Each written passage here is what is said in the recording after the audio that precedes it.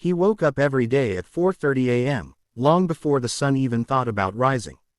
The alarm on his phone buzzed softly so it wouldn't wake the kids. He didn't need the alarm anyway. His body had learned the routine.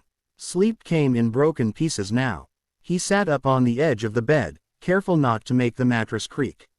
The room was small. The walls were thin. The air always felt a little heavy, like it had given up trying to be fresh. This apartment wasn't theirs. It never felt like it was, but it was the only place standing between his family and the street. He put on the same faded hoodie, the one with the torn pocket, and checked his phone. No new messages. No missed calls. Rent was due in 6 days. In the kitchen, he poured water into the coffee maker and waited. The machine made a tired gurgling sound, like it was working just as hard as he was. He didn't add sugar. He didn't add cream. Those were small savings, but savings mattered now. Before leaving, he looked into the kids' room. 2 small bodies under one blanket. The blanket wasn't thick enough for winter, but they made it work. He stood there for a moment longer than he should have, then quietly closed the door. His first job started at 6 a.m. By 5:15, he was already on the bus. The city outside the window looked half awake, half broken. Storefronts with metal shutters, streetlights still glowing, unsure if their shift was over. He watched other workers board the bus, nurses, cleaners, delivery drivers, faces blank, eyes heavy. No one talked. At the warehouse, the air smelled like dust and sweat. He clocked in, pulled on gloves, and got to work. Boxes, pallets, conveyor belts that never stopped moving. The work wasn't hard in a technical way. It was hard in a human way. 8 hours of lifting, stacking, bending, repeating the same motions until your arms stopped feeling like arms. By 10 a.m., his back already ached. By noon, he had stopped noticing the pain. During his break, he checked his bank account. The number stared back at him like a joke that wasn't funny. Even with 2 jobs, even with overtime, even with skipping meals, he was still short. He did the math again, like he always did, hoping the numbers would magically change. They didn't. At 2:30 p.m., he clocked out and rushed to catch another bus. No rest, no pause, just movement, always movement. His second job was at a grocery store across town. Different uniform, different name tag, same exhaustion. "Hey, you're late," the manager said, not even looking at him. "Bus was slow," he replied. "Try to be faster." He nodded. He always nodded. He stocked shelves until his fingers went numb. Canned food, rice, pasta, things he used to buy without thinking. Now he memorized prices. Now he compared brands. Now he knew exactly which items were cheapest per ounce. Sometimes customers complained that the shelves were empty. He wanted to laugh. He wanted to scream. He wanted to tell them that the shelves weren't empty. People like him just couldn't afford what was on them anymore.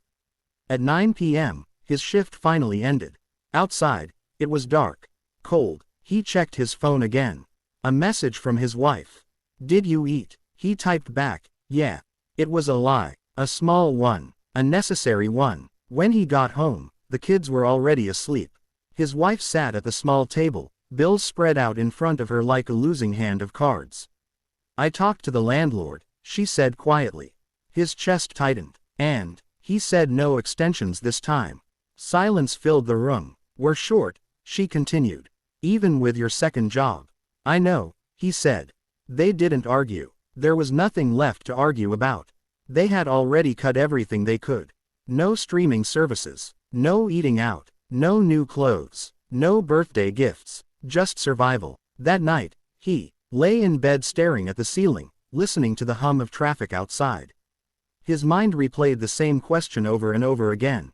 How was this possible? He worked 2 jobs. He didn't drink. He didn't gamble. He didn't waste money. He did everything he was told to do. And it still wasn't enough. Days passed. Then weeks. The landlord sent another message. Short, cold, legal. His wife started selling things online. Old electronics, furniture, things that once made their apartment feel like a home. The kids noticed. "Are we moving?" his daughter asked one night. He swallowed. "No. Why would you think that?" She shrugged. "You and Mom whisper a lot." That night, He went outside and sat on the steps of the building, his head in his hands. He felt tired in a way sleep couldn't fix. One morning, the bus didn't come. He stood there, watching the time slip away, knowing every minute meant money lost. When he finally arrived at the warehouse, the supervisor shook his head. "You're late again." "I know. I'm sorry. Last warning." At the grocery store, hours were cut. "Sales are down," the manager said. "We're reducing shifts." He nodded. Again. Now the math didn't even pretend to work. 3 days before rent was due, his bank account hit zero. On the last night, his wife packed a few bags. Just in case. They sat together on the floor, backs against the wall, surrounded by boxes. "I'm sorry," he said. She looked at him. "For what?" "For not being enough." She shook her head. "You are enough. The system isn't." There was a knock on the door the next morning. The landlord stood there, papers in hand. He didn't argue. He didn't beg. He just listened. By afternoon, they were gone. Standing on the sidewalk, bags at their feet, kids holding hands, he looked up at the building one last time. He had worked himself into the ground trying to keep that door closed against the world.